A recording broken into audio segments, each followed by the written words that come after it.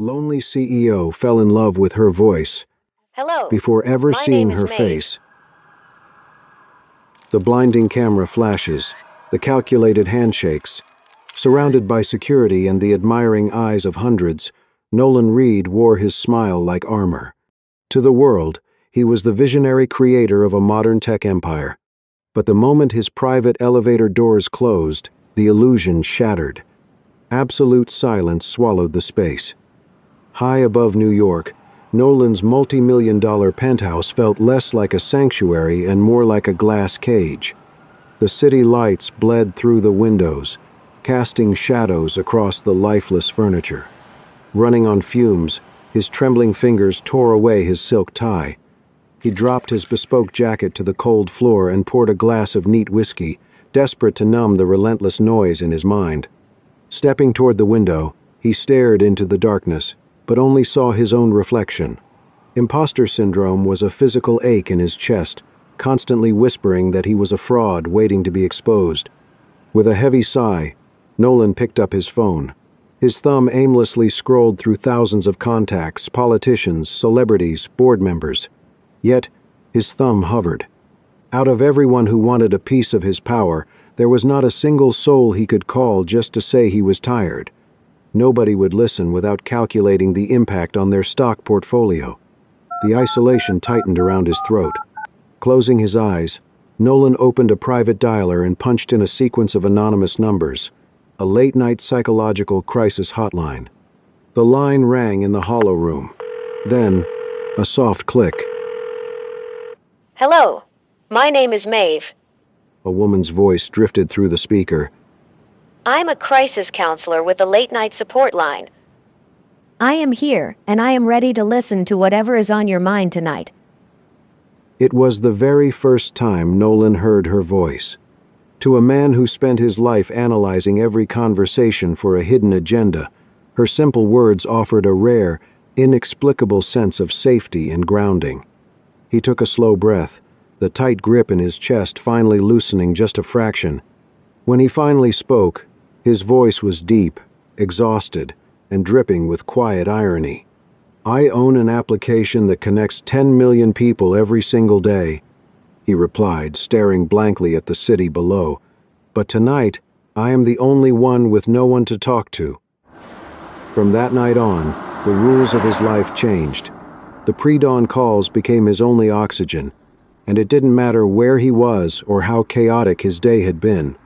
Sometimes, he was sitting in the back of his Maybach. Outside, torrential rain hammered violently against the tinted bulletproof glass, but inside, the world was completely silent except for her voice.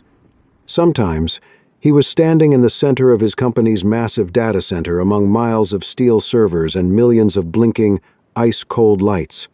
10 million people were connecting through his network at that very second, but he was only listening to one. And sometimes, it was the dead of night in his private gym. He would aggressively drive his taped fists into a heavy punching bag again and again, until his knuckles bruised and bled, until the physical pain finally drowned out the relentless noise in his head. And through it all, Maeve was there.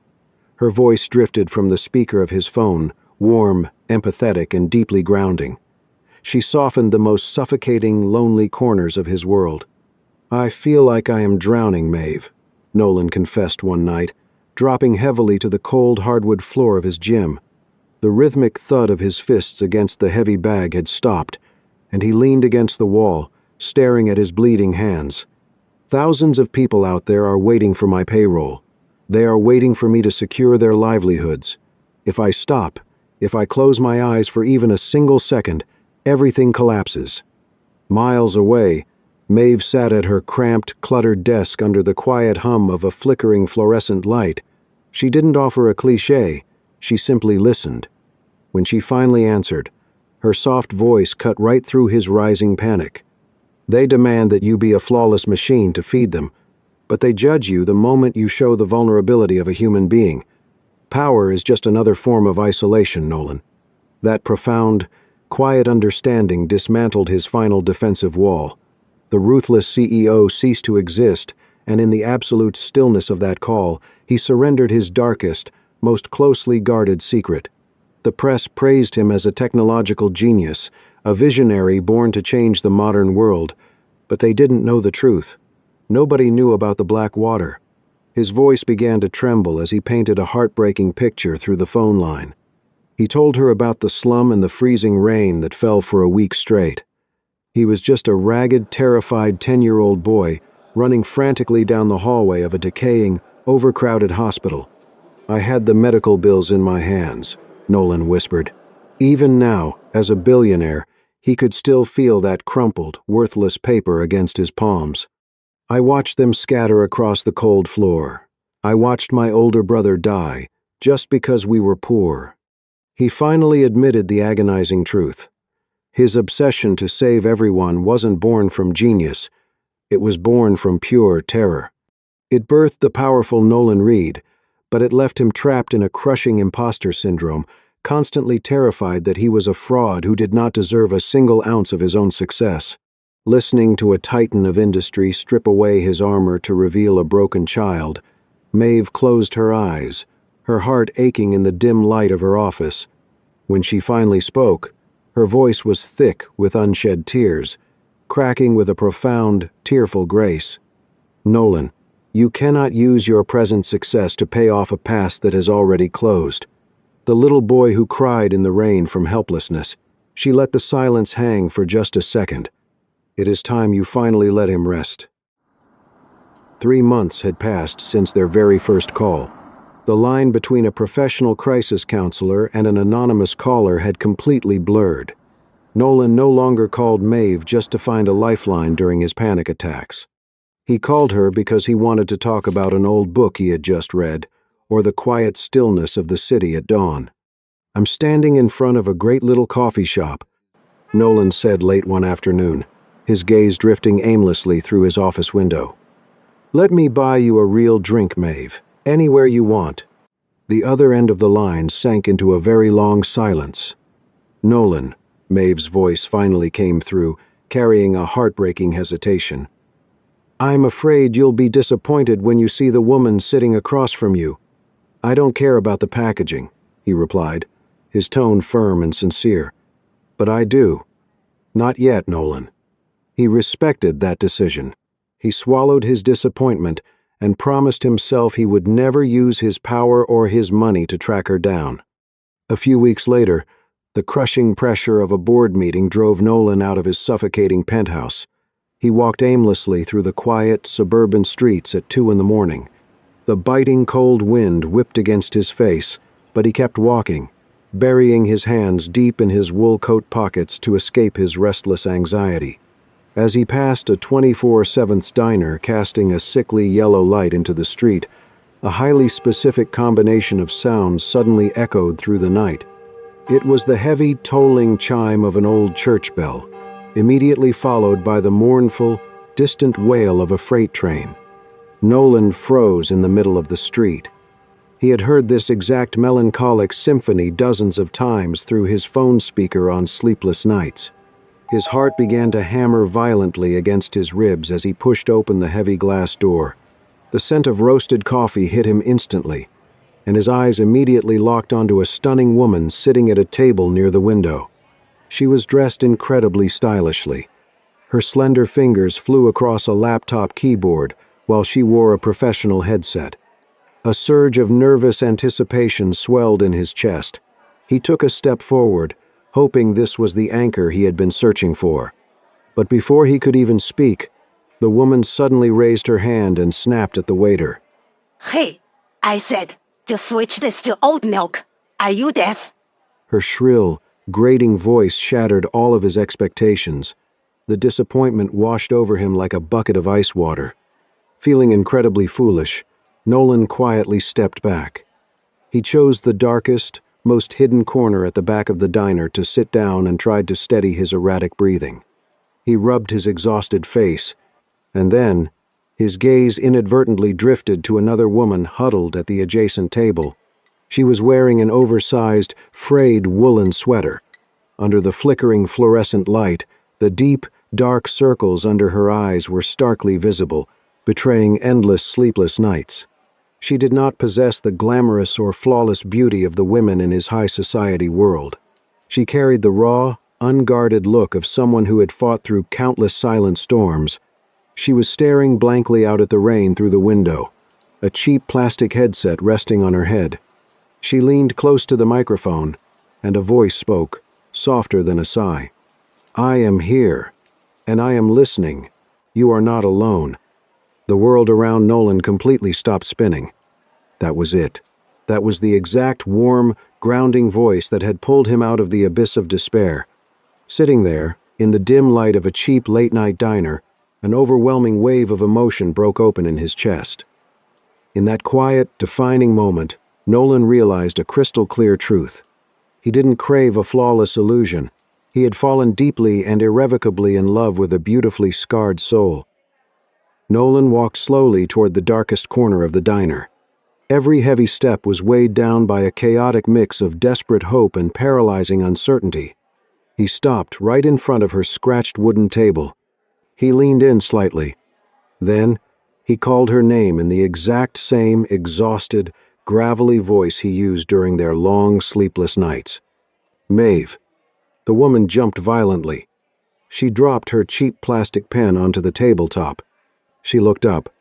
The moment her exhausted eyes met the familiar, piercing gaze of the ruthless tech CEO, a flash of absolute panic swept across her pale face. Without speaking a single word, she frantically tore off her headset.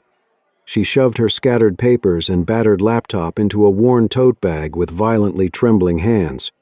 She was going to run, but Nolan reached out instinctively.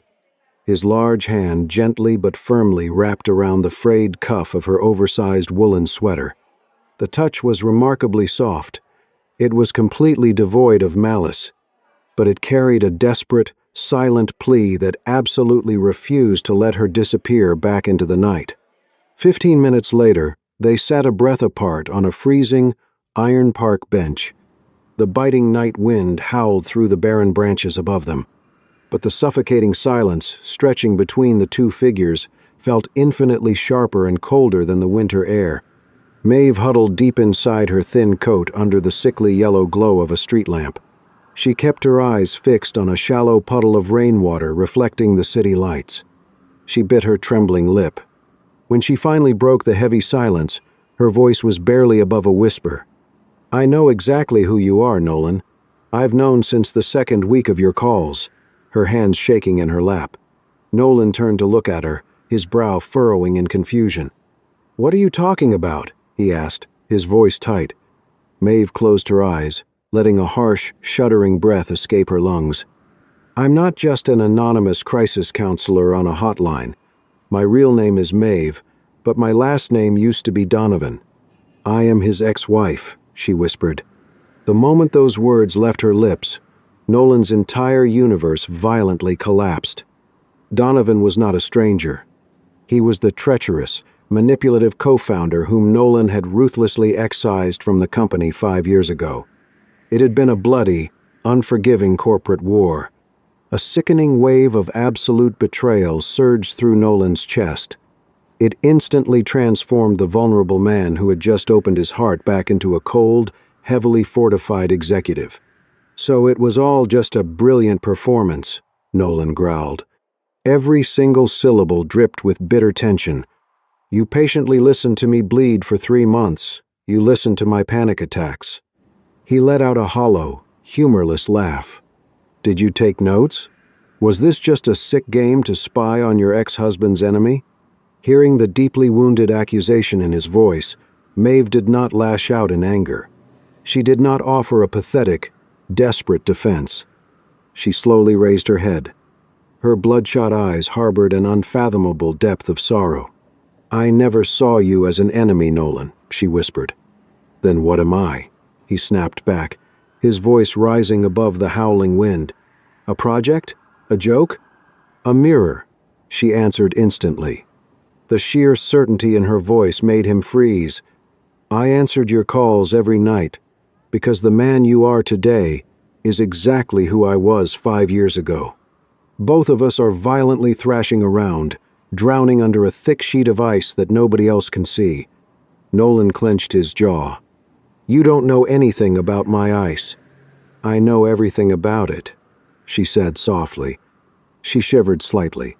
She wrapped her arms tightly around her own frail shoulders as the ghosts of her past surfaced. He psychologically abused me. He manipulated my mind until I completely lost my sanity and every last shred of my dignity. He made me believe I was completely worthless, just like your imposter syndrome makes you feel every single day. Nolan stared at her. The burning anger in his chest slowly warred with a profound, aching shock. You were the one who finally overthrew him, Maeve continued, her voice trembling. You ruthlessly stripped away his power and his platform. She paused, letting a single, silent tear slip down her hollow cheek. But in the end, the proud, invincible man who defeated him is walking around with the exact same bleeding wounds that I am. The wind died down for a brief, heavy moment. Why didn't you tell me? Nolan asked. The harshness had finally drained from his tone, leaving only a quiet, hollow ache. Maeve looked away, staring back at the dark puddle. How could I tell you? She asked bitterly. Hello, Nolan. I am the collateral damage of the man you destroyed. You would have hung up the phone. She took a shaky breath, her voice breaking. And I couldn't risk losing you. Because those calls, they weren't just your oxygen, Nolan. She looked back into his eyes, completely stripped of all her defenses. They were mine too. The glowing red light of the recording software pulsed on her computer screen. It looked like a slow, rhythmic heartbeat in the pitch-black room. Maeve sat paralyzed in her worn desk chair. Her violently trembling fingers hovered over the keyboard. She closed her burning eyes, but the memory of yesterday afternoon immediately suffocated her. It started with a heavy, arrogant knock on her apartment door. Then came the chilling smirk on her ex-husband's face when he forced his way inside. Donovan didn't come to demand money. He didn't come to threaten her with physical violence. He came with a psychological weapon. Did you really think I wouldn't find out, Maeve? Donovan had whispered. He had leaned casually against her kitchen counter, meticulously inspecting his expensive watch. My disgraced ex-wife, playing the midnight therapist for the great Nolan Reed. He let out a dark, booming laugh. It's almost too perfect. Maeve's blood had run completely cold. Leave him alone, she pleaded, her voice shaking. He has nothing to do with us. Donovan's eyes narrowed into sharp, calculating slits. He has everything to do with me, he sneered. Next week is the annual shareholder meeting. The board is already whispering behind his back. They think he's overworked. They think he's finally losing his grip. He stepped closer, his large shadow swallowing her small, fragile frame. But they need concrete proof to vote him out. And you, my sweet Maeve, are going to give it to them. He tossed a sleek, black USB drive onto her cheap dining table. It hit the wood with a heavy, sickening clatter. I want the audio files. I want every single recording of his pathetic midnight panic attacks. I want to hear him crying about his imposter syndrome, his delusions, his agonizing weakness. Donovan smiled, a cruel, soulless expression. I want the board to hear exactly how mentally unstable their precious CEO really is. Maeve had backed away, utterly sick to her stomach. I will never do that, she gasped. I don't even record the calls. Donovan's smile vanished. His eyes turned dead and completely ruthless. Then you better start tonight.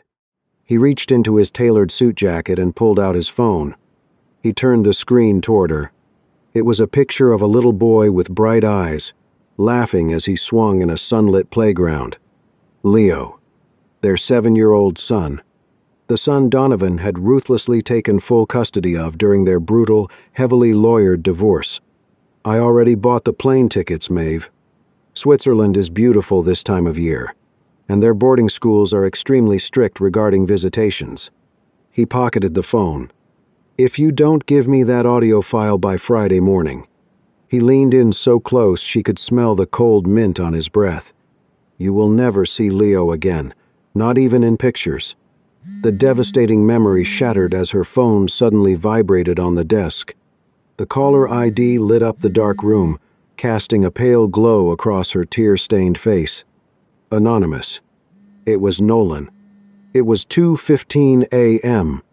He was calling for his oxygen. Maeve stared at the glowing green answer button on her phone. Right beside it, on the bright computer monitor, the red record button waited. A heavy, agonizing tear slipped from her cheek and splashed onto the plastic keyboard. Her chest heaved with quiet, violently suppressed sobs. She was standing on the edge of an impossible, horrifying abyss. If she pressed that red button, she would completely destroy the man she had fallen in love with. She would strip away his armor and hand his worst enemy the very knife needed to slit his throat. But if she didn't, she would lose her little boy forever. The phone kept vibrating, buzzing violently against the cheap wood of her desk. Nolan was waiting in the dark, trusting her with his life. With a trembling, hesitant hand, Maeve reached out. The numbers on the massive digital screens of the boardroom bled a violent, relentless red. Company stock was in a terrifying, unprecedented freefall. Nolan stood completely still at the head of the long mahogany table. He stared blankly at the blinking intercom speaker in the center of the room. A distorted, grainy audio file was playing on a continuous loop. It was his own voice.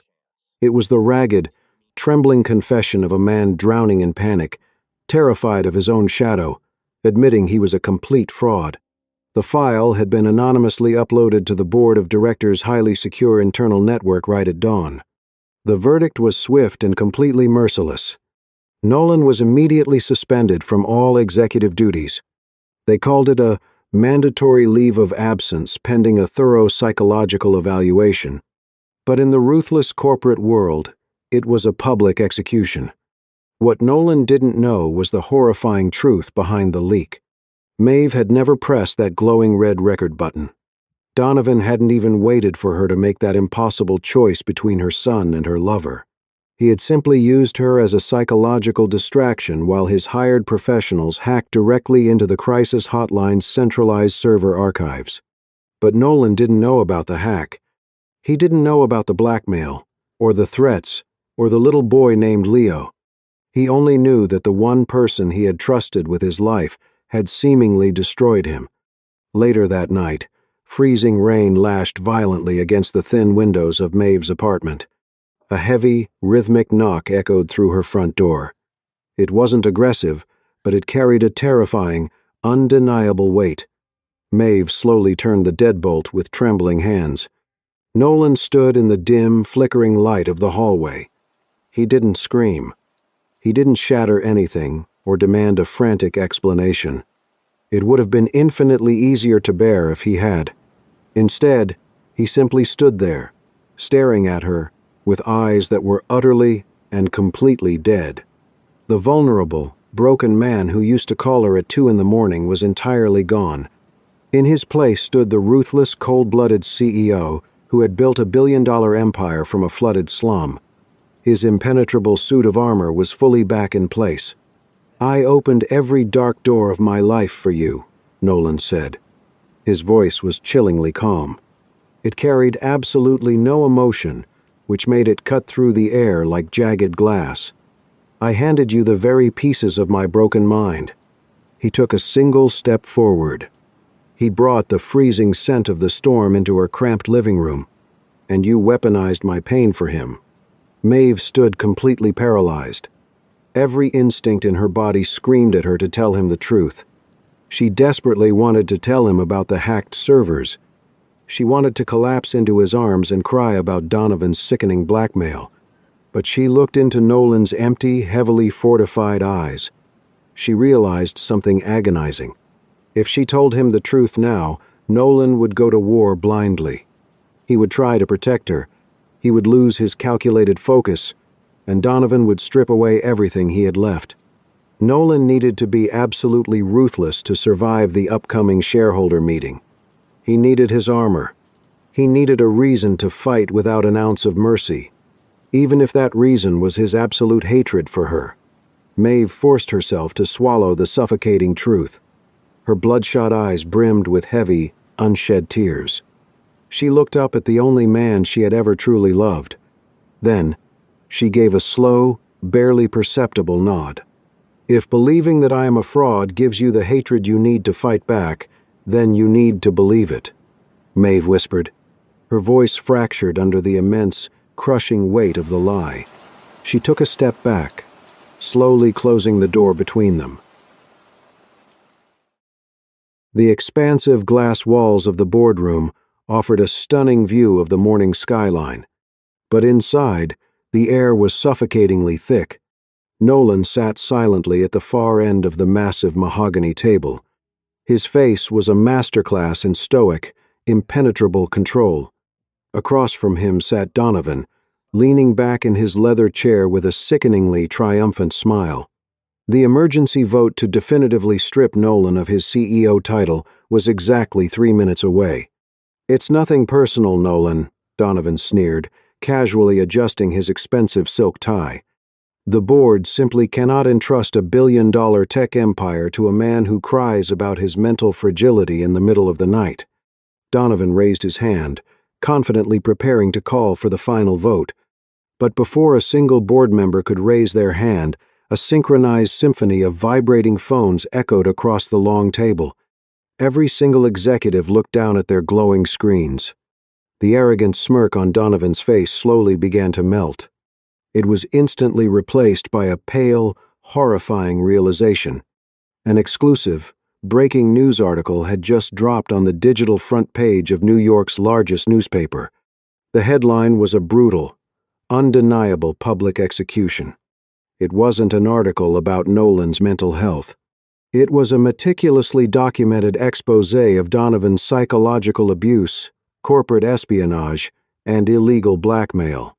Maeve had not cowered in the shadows. She had walked directly into the blinding, unforgiving light.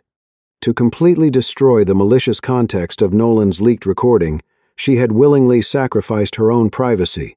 She had publicly filed a massive, unredacted dossier in family court. She attached horrific medical records, terrifying text messages, and concrete proof that Donovan was weaponizing their 7-year-old son to extort her. She laid her deepest, most agonizing scars bare for the entire world to see. She did it to prove that Nolan was not a madman. He was simply a victim of a targeted, malicious smear campaign orchestrated by her sociopathic ex-husband. The boardroom erupted into immediate, deafening chaos. Security was quickly called to escort a violently screaming, financially ruined Donovan out of the building. But Nolan didn't stay to watch his enemy fall. He was already running toward the elevators. He drove his Maybach recklessly through the pouring city rain. He ran up the stairs and hammered on the door of Maeve's cheap apartment until his knuckles physically ached. When the confused landlord finally unlocked it, the cramped room was completely empty. She had immediately resigned from the crisis hotline.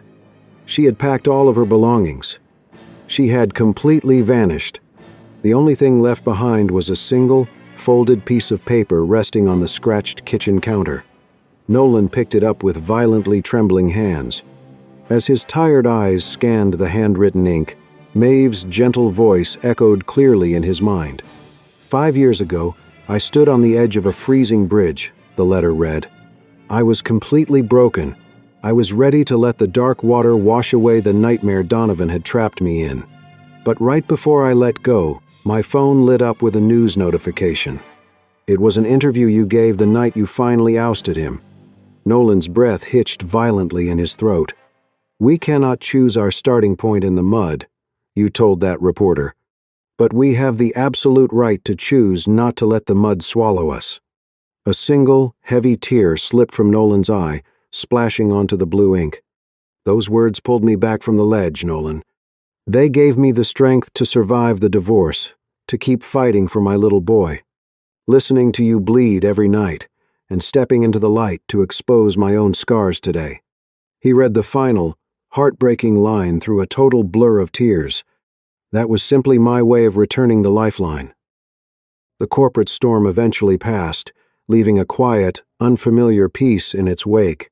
Nolan did not lose his empire. The board had unanimously voted to keep him after the devastating truth about Donovan came to light. But the ruthless, untouchable CEO who walked back into that glass penthouse was entirely different from the man who had left it. He stopped trying to control every single moving part of the machine. He finally learned how to delegate his immense power. He stopped running on fumes and neat whiskey, allowing himself to breathe without the crushing weight of his armor. And most importantly, he used his vast wealth to build something far more vital than a tech platform. He established a massive, heavily funded psychological support foundation. It was specifically designed to provide free, elite, legal and mental health resources to victims of domestic abuse and corporate manipulation. He made absolutely sure that no one else would ever have to drown in silence. 6 months later, the late afternoon sun bathed a rustic women's shelter in a warm, golden light. It was tucked away in a small, peaceful town, miles away from the towering, suffocating skyscrapers of New York. Maeve knelt quietly in the damp earth of the community garden. She wasn't wearing a headset or staring blankly into the flickering shadows of a cheap diner. She was carefully planting a row of bright, blooming hydrangeas. The deep, exhausted circles under her eyes had completely faded. For the first time in over 5 years, she looked truly rested. She looked safe.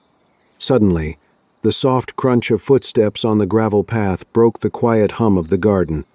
A shadow fell over the wooden potting bench beside her. Someone gently placed a small familiar object onto the weathered wood.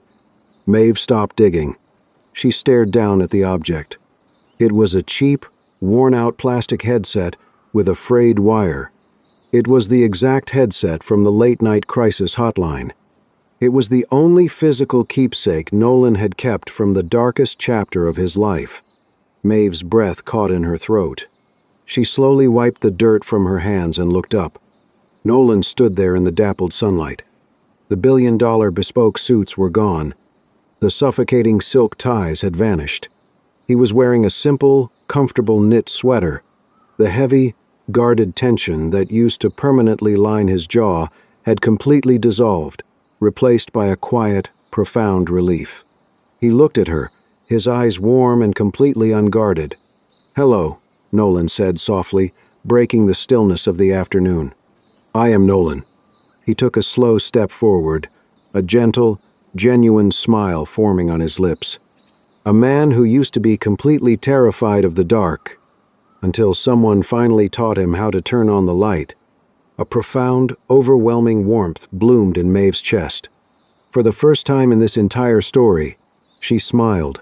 It wasn't a tired, polite curve of the lips, but a truly radiant, breathtaking smile that reached the very depths of her eyes. She stood up from the garden bed. They didn't need to say anything else. They simply turned and walked side by side down the gravel path, disappearing together under the vibrant, sunlit canopy of the ancient oak trees. True love is not rescuing someone with a sudden miracle. It is standing quietly beside them in their darkest days, so they can finally find the strength to save themselves. Thank you for experiencing this journey of healing and vulnerability with us. If Nolan and Maeve's story touched your heart today, please leave a like and share your thoughts in the comments below. To explore more deep, cinematic narratives about the beautiful truths of the human experience, subscribe to the Soul Stirring Stories channel. Remember, you are never alone in the dark. We will see you in the next chapter.